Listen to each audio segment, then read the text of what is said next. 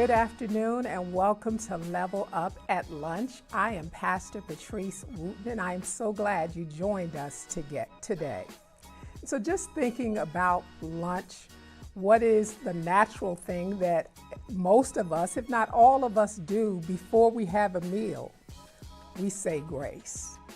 Why do we say grace? Because we're grateful for the provision that the Lord has allowed us to be able to receive, and hopefully what we're eating is actually nourishment to us.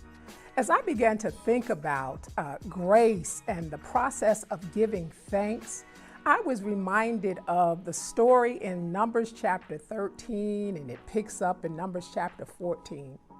When the Lord had given the Israelites a promise that they were going to enter into the land of Canaan, this land that had been promised to them for generations, and now they were finally there. And Moses sent some spies just to go in and see really the blessing of the Lord. And some of the spies came back after seeing this great land that the Lord had provided. And their report was that the land was great. It was filled with milk and honey. It had fruit that was massive, these great grapes that they had to even put on a branch to carry it back in.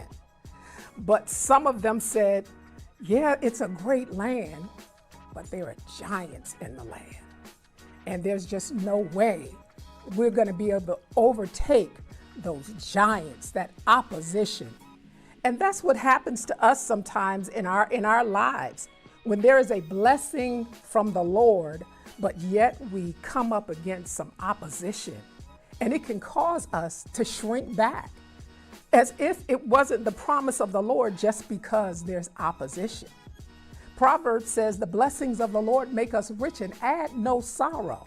So we should acknowledge those things that are coming to our blessings to detract us as things that the Lord has caused. We should stick to the fact that it's a promise from the Lord.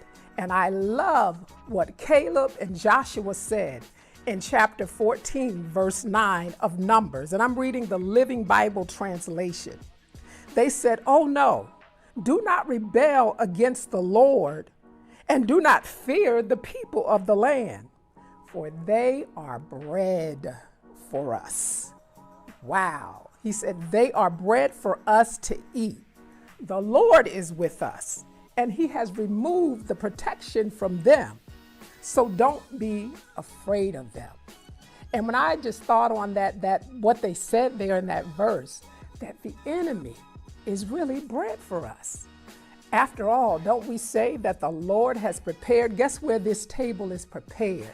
It's right in the presence of our enemies. So my brothers and my sisters, I don't know what promise God has given you, and there has been some opposition coming at you that is trying to hinder you from getting to the promise of God. But I want you to say today, they are bread for us. The Lord has prepared this table before me in the presence of my enemies. Even when we say, Lord, give us this day our daily bread, we're thinking of just the good. But sometimes in the mixing of that, there may be some opposition, but don't stop at the opposition. Let's just say grace as the enemy comes, because it's bread.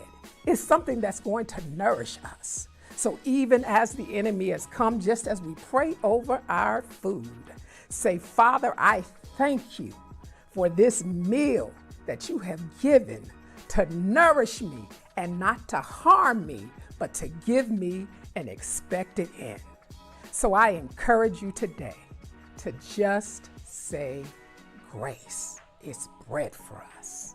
God bless you. Thank you for joining us again on Level Up.